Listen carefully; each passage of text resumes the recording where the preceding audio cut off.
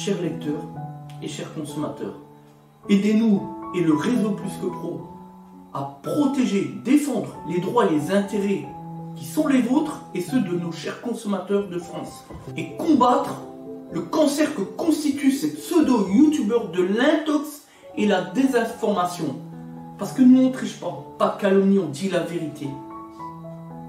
Vous avez l'opportunité de vous abonner à la seule chaîne YouTube qui vaille. À vous de jouer. Merci de nous avoir donné votre confiance. Des Autotransact Talange, réseau Plus que Pro pour la défense du consommateur, toujours dans le cadre de notre principe de transparence, tout dire qui on est, qu'est-ce qu'on fait au quotidien pour restaurer le climat de confiance avec nos chers consommateurs. Donc, sur cette Mégane 3, après 2012, frein arrière de stationnement électrique avec le petit bouton poussoir au niveau derrière le levier de vitesse devant. Et donc, pour remplacer les plaquettes de frein qui sont sur la ferraille, on peut le constater ici, hein.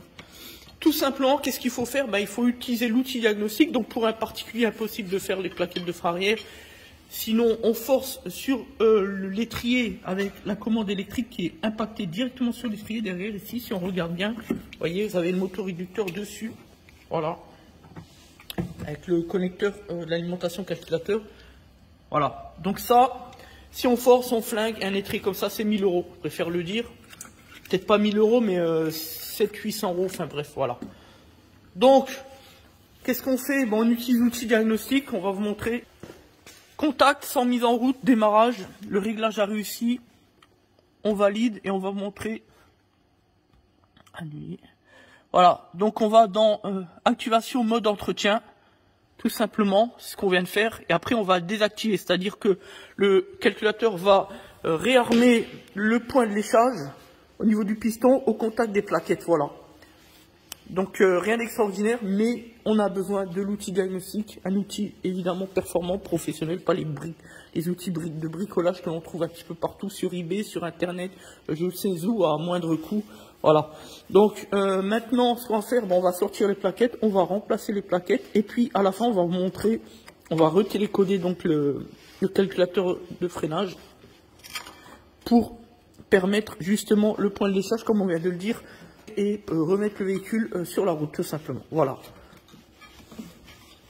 Dans les plaquettes, on voit qu'on est pas loin de la ferraille. Donc, ce côté-là, c'est un poil meilleur. Voilà. C'est un poil meilleur, mais ça va. Voilà. Donc là, on voit qu'on est un peu meilleur. Si on va de l'autre côté, on voit par contre là qu'on est...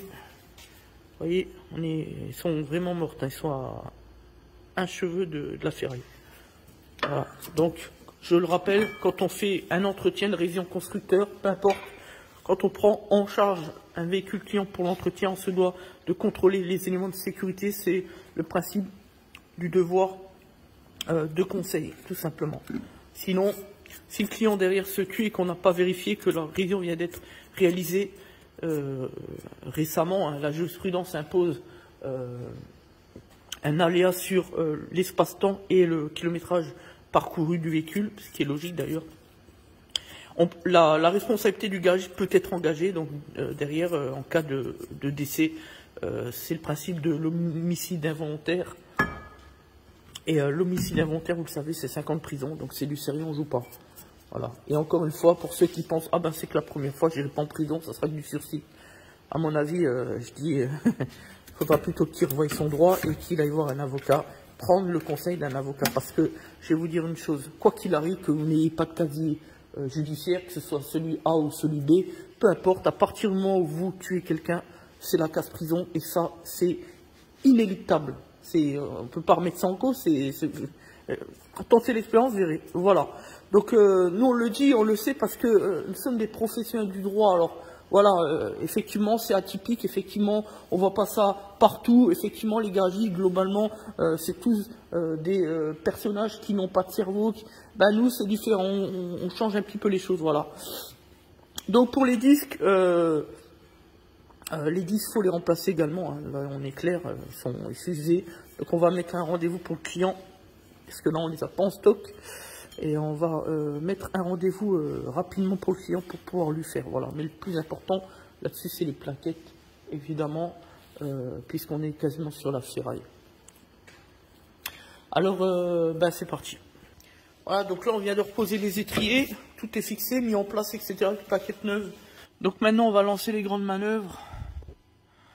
Donc, comme on l'a dit, on va désactiver le mode entretien pour mettre tout ça en place. Cette fonction est utilisée après avoir effectué des travaux sur le frein de stationnement.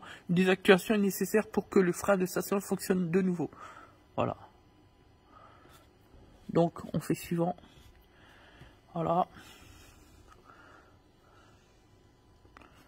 Ok.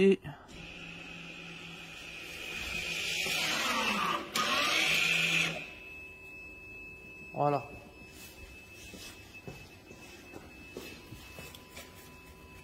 Voilà. Donc là, on est bien en place. Point de léchage a été exécuté. On a entendu aller jusqu'au bout. Et après, juste une tri-rétraction normale pour le jeu de fonctionnement. Ce qui est tout à fait normal. Voilà. Le réglage a réussi. Validé. Maintenant, on peut tout simplement faire une tentative de mise en application du frein à main. Ici, vous avez le bouton. Donc là, on voit, il n'y a pas le curseur rouge, c'est-à-dire qu'il n'est pas tendu.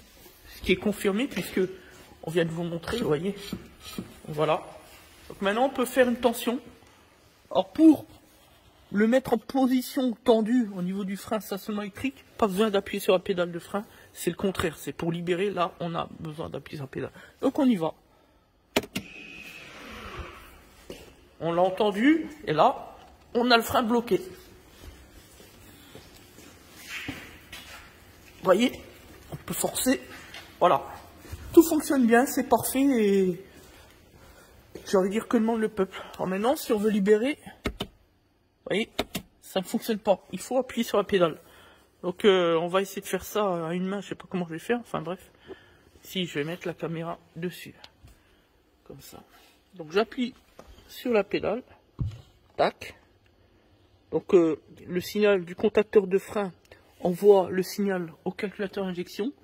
Et maintenant, je peux donc libérer. Même si c'est pas simple. Voilà. Vous voyez? Et là, je relâche la pédale de frein. Et là, on est libéré. Voilà. Fin de l'histoire. Donc la procédure qui touche à son terme pour le remplacement des plaquettes de frein sur l'essieu arrière avec l'étrier électrique, c'est-à-dire le moteur réducteur pour le système de frein à main électrique directement impacté sur l'étrier. Voilà, enfin sur les étriers. Merci à tous, c'était donc Des Auto Transat Talange, réseau plus que pro, pour la défense du consommateur. Merci de nous faire confiance.